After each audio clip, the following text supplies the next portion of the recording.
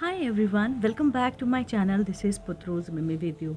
आपके सामने मैं आज एक ऐसे टॉपिक के बारे में बात करने वाली हूँ जो काफ़ी कॉमन है और ये उन लेडीज़ के लिए है जिनका एम्ब्रियो इम्प्लांट ऑलरेडी हो चुका है। जी हाँ, मैंने वीडियो बनाई है पहले कि अगर आपका एम्ब्रियो ट्रांसफ़र हो जाता है तो आपको जो है अपने आप को कैसे मेंटेन करना है, कैसे आपको रहना है, क्या खाना है, क्या पीना है।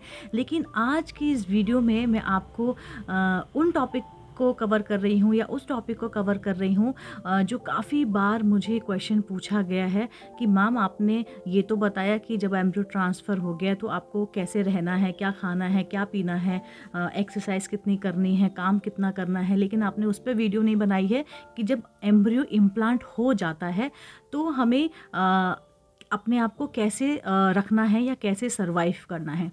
तो चलिए मैं आज का वीडियो शुरू करती हूँ। वीडियो शुरू करने से पहले फ़र्स्ट ऑफ़ ऑल तो आपको बहुत बहुत बहुत मुबारक हो अगर आपका एम्ब्रियो इम्प्लांट ऑलरेडी हो चुका है, क्योंकि आई डू अंडरस्टैंड कि वो फीलिंग कैसी होती है। Like I am still getting goose bump while telling and while telling you this कि जब एम्ब्रियो ट्रांसफ़र हो जाता है तो वो कैसी खुशी होती है।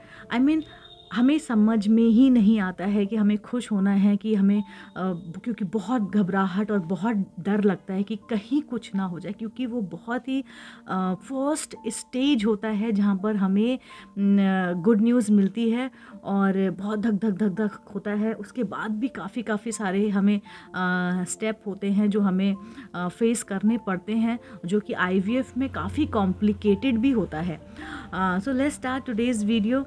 तो वीडियो शुरू करने से पहले मैं आप सभी से जानना चाहती हूँ कि आप मेरे चैनल पर नए हैं। अगर हाँ तो प्लीज़ मेरे चैनल को सब्सक्राइब कीजिए, क्योंकि ऐसे ही इन्फॉर्मेटिव वीडियोस मैं आपके लिए लाती हूँ और इस उम्मीद से लाती हूँ कि जो आईवीएफ जर्नी में हैं या जो प्रेगनेंसी की जर्नी में हैं वो मेरे वीडियो से कुछ थोड़ा बहुत उनको नॉलेज मिल रही है, कुछ वो सीख रहे हैं, कुछ समझ रहे हैं। मैं टीचर नहीं हूँ या मैं कुछ बहुत एक्सपर्टीज़ नहीं हूँ, लेकिन जो मेरा एक्सपीरियंस है या जो मैंने अब तक सीखा है मैं उन सब चीज़ों को कलेक्ट करके समझ के और मैं आप लोग को समझाती हूँ, क्योंकि कहीं ना कहीं मैं भी अपने आप को इस जर्नी से कनेक्ट फील करती हूँ। और माँ बनना क्या होता है मैंने अभी नया नया जाना है और ये मुझे लगता है कि ये कोई भी माँ एक्सप्लेन कर ही नहीं सकती, चाहे मैं हूँ, चाहे अगर आप मुझे सुन रहे हैं या आप हों, कि माँ बनने के बाद आपको कैसा फ़ील होता है, माँ बनने की जो ख्वाहिश होती है वो कैसी होती है। क्योंकि इसका मैं आपको बोलूँ कोई तोड़ नहीं है, कोई मैं शब्द से बता ही नहीं सकती कि जो औरतें आईवीएफ के लिए जाती हैं मैं रिलेट कर पाती हूँ कि वो किस ख्वाहिश से, किस उम्मीद से, उनके दिमाग में क्या चल रहा होता है, वो किस सर्कमस्टांसेस से गुज़र रही होती हैं, क्या प्रेशर होता है फाइनेंशियली, मेंटली, फिज़िकली। उम्मीदें, क्योंकि हर निगाहें आपको देख रही होती हैं और आप भी अपने आप से बहुत उम्मीद लगाए रहते हो और उस समय इतने मूड स्विंग्स होते हैं, इतने नेगेटिविटी हमारे दिमाग में आ जाती है, क्योंकि हम अपना ये एक लास्ट चांस होता है जहाँ पे हम अपना 100% देना चाहते हैं और दे भी चुके होते हैं। जो हमारे पार्टनर होते हैं वो भी हमें अंधा सपोर्ट कर रहे होते हैं, लेकिन फिर भी बहुत डर रहता है, बहुत ज़्यादा मन हमेशा घबराता है। वो 14 डेज़ कैसे निकलते हैं आई थिंक वो वही जानता है जो इस प्रोसेस से गुज़र रहा है। तो मैं बहुत कनेक्ट फ़ील करती हूँ, इसलिए बहुत उम्मीद और लालसा के साथ ये वीडियोस बनाती हूँ कि आप थोड़ा बहुत मेरे से सीखें। जो गलती शायद मैंने की या जो समझ मुझको आई टाइम रहते या टाइम निकलने के बाद, तो वो आपको पहले ही आ जाए आपके ड्यूरिंग स्टार्टिंग पीरियड्स, वो बहुत बहुत अच्छा होता है। तो चलिए, जैसा कि मैंने बताया कि अगर आपका एम्ब्रियो ऑलरेडी इम्प्लांट हो गया है तो डॉक्टर जो है आपको आफ्टर 14 डेज़ बोलेंगे आपको होम टेस्ट। सबसे पहले वो बोलते हैं कि आप एक बार होम टेस्ट कर लीजिए। अगर होम टेस्ट में, यानी कि जो किट आती है मार्केट में प्रेगा न्यूज़ वगैरह, आप उससे अपना जो है प्रेगनेंसी टेस्ट कर सकते हैं। अगर पॉजिटिव आया है वेल एंड गुड, और कभी कभी जो है बहुत हल्की लाइन आती है या कभी कभी बहुत क्लैरिटी नहीं होती है कि आपकी प्रेगनेंसी ठहरी भी है कि नहीं ठहरी है। एनीवेज आपको अगर उसमें पॉजिटिव भी आ गया है then also doctor will ask you कि go for beta HCG. Like आप जो है नेक्स्ट उसी दिन जो है क्योंकि ये अर्ली मॉर्निंग चेक करते हैं तो डॉक्टर बोलेगा इवनिंग तक जो है आप अपना बीटा एसएजी टेस्ट करवा लीजिए। तो आप अपना बीटा एसएजी टेस्ट करवाते हैं। कभी कभी जो है हमारे बीटा एसएजी टेस्ट में जो एसएजी लेवल होता है वो काफ़ी कम आता है। प्रेगनेंसी हो गई होती है लेकिन काफ़ी कम मात्रा में आता है, तो डॉक्टर आपको 24 आवर्स के बाद वो टेस्ट करने के लिए बोलते हैं। आईवीएफ में स्पेशली ये होता है क्योंकि देखिए आईवीएफ में ये इसलिए भी होता है क्योंकि हम बाहर से बहुत सारे मेडिसिन्स ले रहे होते हैं, जेल हार्मोन्स इंजेक्शंस ले रहे होते हैं, जेल्स ले रहे होते हैं, आपका एस्ट्रोजन हो गया, आपका प्रोजेस्टेरॉन हो गया।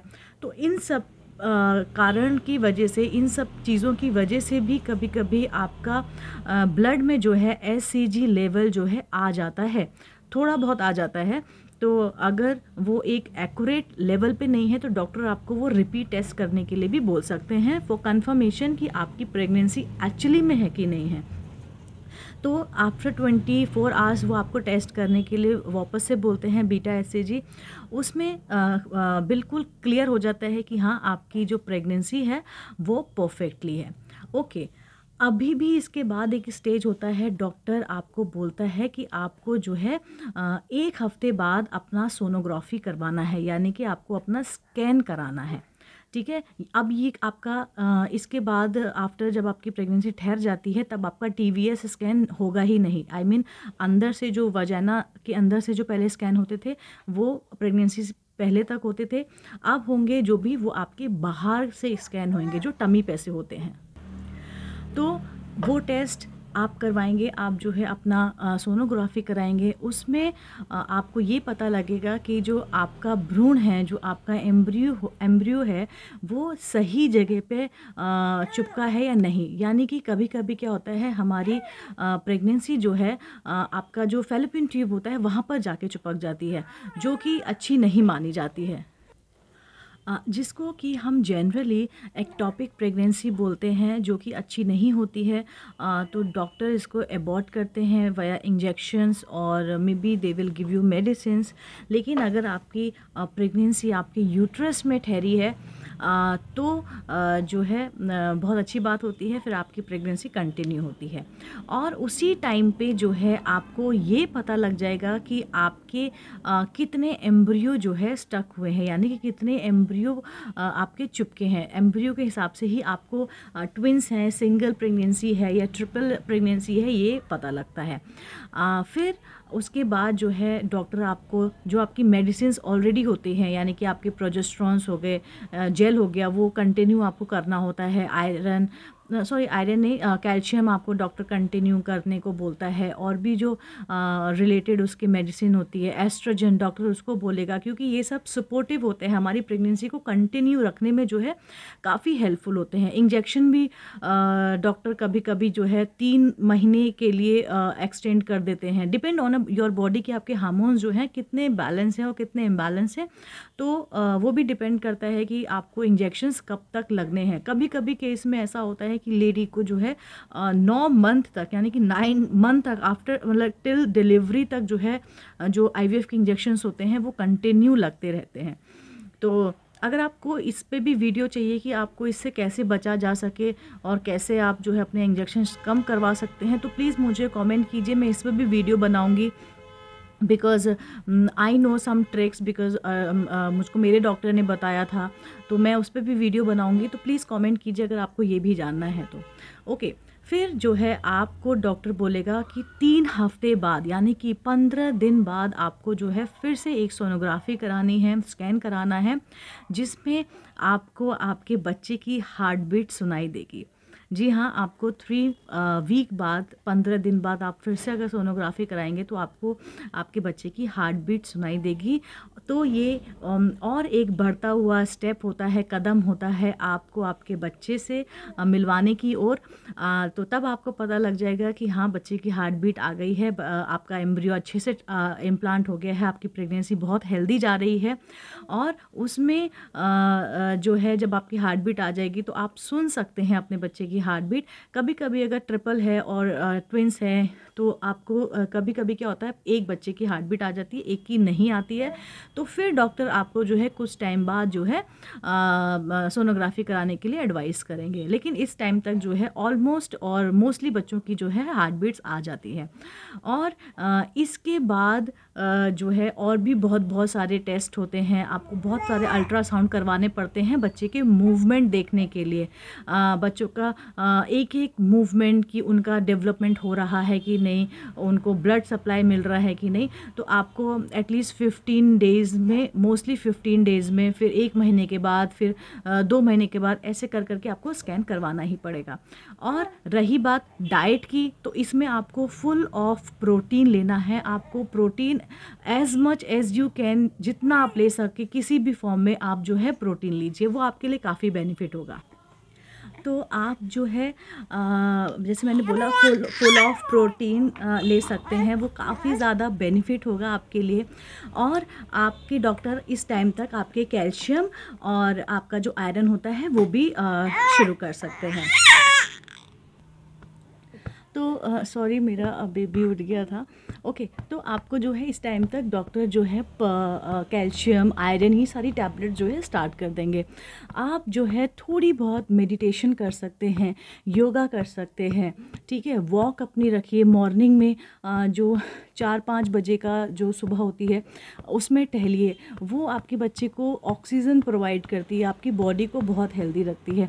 और मैं आपको एक पर्सनल एडवाइस दूँ तो आप नारियल पानी जितना हो सके आप जो है नारियल पानी पीजिए, वो काफ़ी ज़्यादा बेनिफिट होता है। नारियल पानी is a miracle during pregnancy. आप कच्चा नारियल खाइए, चाहे आप गोला आता है वो खाइए। और मैं आपको बोलूँगी नारियल पानी पीने का सबसे बेस्ट टाइम होता है जैसे ही आप अर्ली मॉर्निंग उठते हैं, तो विदाउट ब्रश किए आप जो है नारियल पानी पीजिए और उसका कमाल फिर देखिए। और यही सारी जानकारी है। अगर आपको डाइट से रिलेटेड कुछ भी जानना है, पूछना है, तो प्लीज़ आप मुझे कमेंट कीजिए। मैं उसके बारे में आपको बताऊंगी और डिटेलिंग में बताऊंगी पर्सनली, या फिर मैं आपको वीडियो बनाऊंगी। So thank you very much to watching me.